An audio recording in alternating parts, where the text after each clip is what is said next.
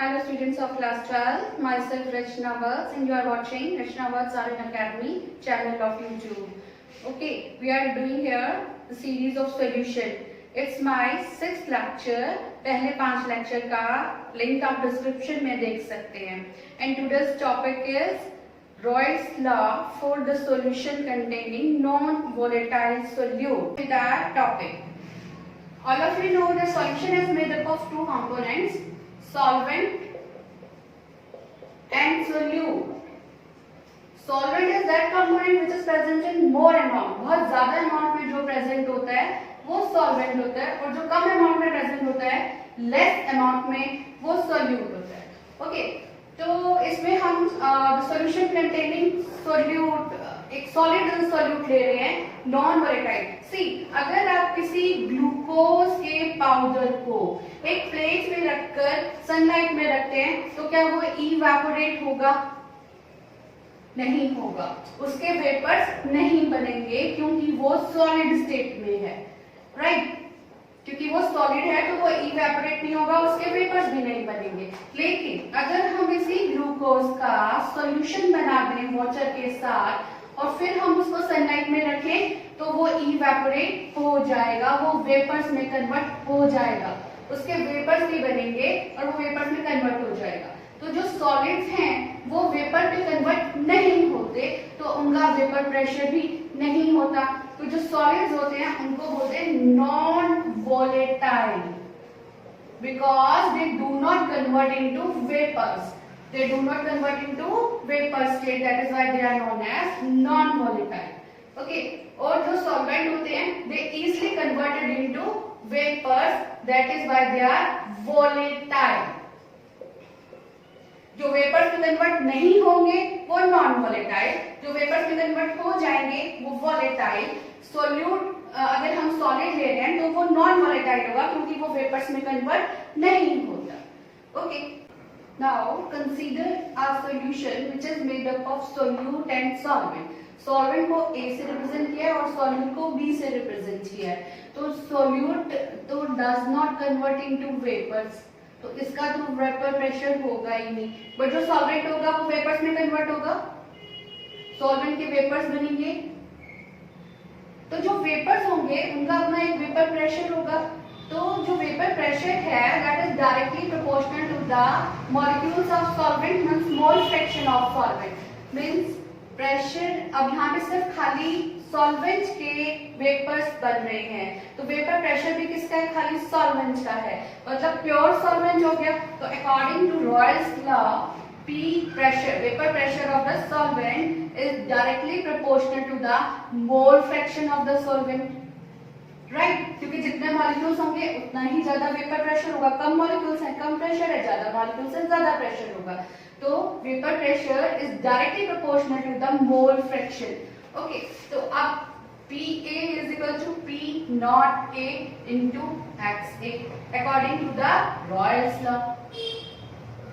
क्योंकि यहाँ पर XB बिल्कुल जीरो है, XB के मोल फ्रैक्शन है ही नहीं क्योंकि वो एक नॉन वोलेटाइल सॉल्यूट है जो वेपर्स में कन्वर्ट नहीं हुआ, इसलिए उसका कोई वेपर प्रेशर नहीं है. तो यहाँ हमने प्योर सॉल्वेंट को कंसीडर किया है.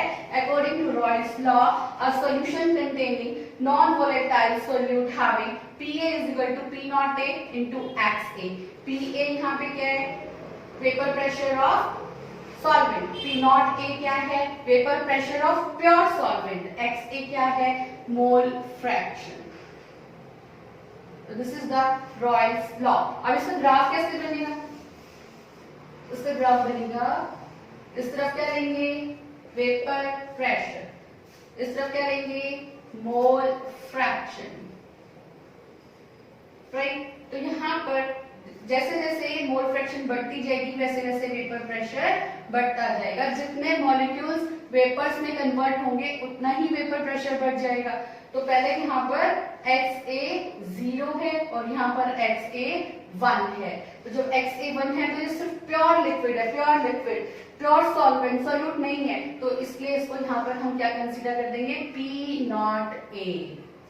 Okay, so this is the graph for vapor pressure and the mole fraction according to the Royle's law when solution containing non-volatile solute. So what we have learned, at given temperature, vapor pressure of solution containing non-volatile solute is directly proportional to the mole fraction of solvent. P is equal to P naught A X A. P is vapor pressure of solution, P naught A vapor pressure of pure solvent and XA mole fraction. Now इसको इधर ले जाएंगे, P upon P naught A is equal to XA. अब हमें पता है mole fraction जो होते हैं that are equal to 1. XA plus XB is equal to 1. तो XB क्या आ जाएगा? 1 minus XA. Subtract both sides with 1. इसको भी और इसको भी, दोनों साइड्स को 1 से माइनस कर दो. 1 minus P upon P naught A X and 1 minus XA. Okay, तो 1 minus XA की वैल्यू क्या है? XB. पूछे अब P नॉट को 1 से करेंगे तो P नॉट A आ जाएगा minus P upon P naught A is equal to XB. Now what is this? C. क्या आ गया हमारा? P naught A minus P upon P naught A is equal to XB. Mole fraction of solute B. B क्या था? Solute था, तो मोल fraction of solute आ गई. P naught A जो P naught A pure solvent का जो vapour pressure था वो ज्यादा था वेपर प्रेशर ऑफ सॉल्यूशन से. तो इसका मतलब वेपर प्रेशर में डिक्रीज हुआ है. मींस डिक्रीज का मतलब क्या होगा? Lower. Lowering of vapour pressure. Right, अब हमने इसको किससे डिवाइड कर दिया है? Vapour pressure of pure solvent से. Vapour pressure of pure solvent, तो इसको हम बोलेंगे relative lowering of vapour pressure. Relative lowering of vapour pressure. तो दिस कंक्लूडेड कि अगर हम एक सॉल्यूशन में जिसमें नॉन वोलेटाइल सोल्यूट है उसमें वेपर प्रेशर डिक्रीज हो जाता है सॉल्वेंट से. सॉल्वेंट का, क्योंकि वो प्योर होता है सॉल्वेंट, तो उसका वेपर प्रेशर ज्यादा होगा एज कंपेयर टू सॉल्यूशन से. ठीक है, सॉल्वेंट में हमने नॉन वोलेटाइल सोल्यूट ऐड करा. अब सोल्यूट नॉन वोलेटाइल था जो वेपर्स में कन्वर्ट नहीं हुआ. सॉल्यूशन में दोनों थे, सोल्यूट भी था सॉल्वेंट भी था. तो सॉल्वेंट के जो वेपर्स बने सिर्फ उनका प्रेशर आएगा, तो टोटल सॉल्यूशन का प्रेशर कम हो जाएगा. Relative lowering of vapour pressure. Topic is Royle's law is a special case of Henry's law.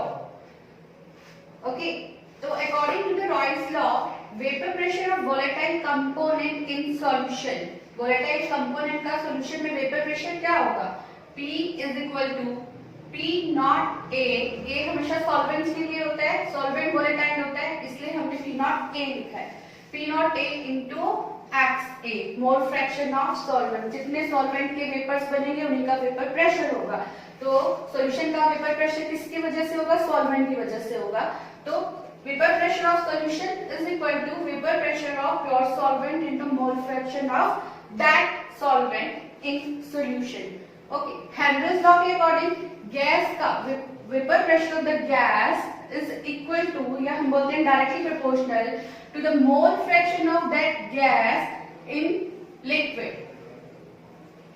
Vapour pressure P यहाँ पे क्या है? Vapour pressure of gas above liquid.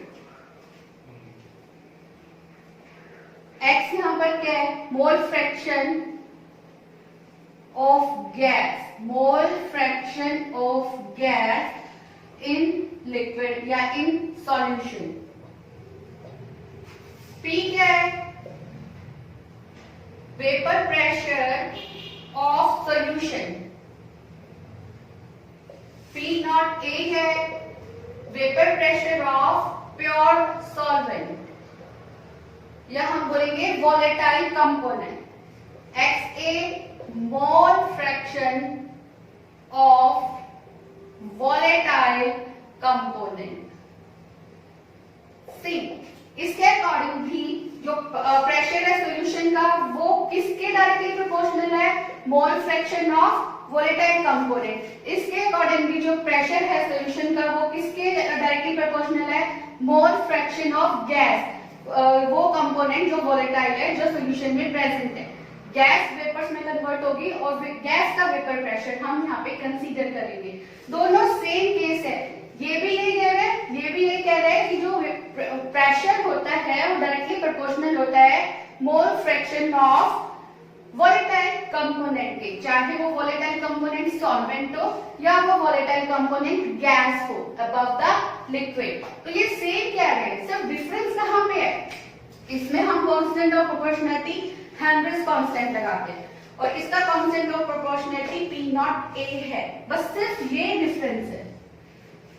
इसका कांस्टेंट है P नॉट A, इसका कांस्टेंट है हेनरीज कांस्टेंट। अगर P naught A के H के इक्वल हो जाए तो जो रॉयल्स लॉ है वो हेनरीज लॉ का स्पेशल केस है। If P naught A becomes equal to KH, Henry constant के इक्वल हो जाए तो रॉयल्स लॉ हेनरीज लॉ का एक स्पेशल केस है। दोनों में सिमिलैरिटीज क्या है, दोनों ही वॉलेटाइल कंपोनेंट को रेफर करते हैं। दोनों के अकॉर्डिंग ही जो प्रेशर होता है वो डायरेक्टली प्रोपोर्शनल होता है mole fraction of volatile components के, ठीक है। और लेकिन सब डिफरेंस क्या है, कांस्टेंट्स में डिफरेंस है। इसमें कांस्टेंट P नॉट A है, इसमें कांस्टेंट KH हेनरीज कांस्टेंट है।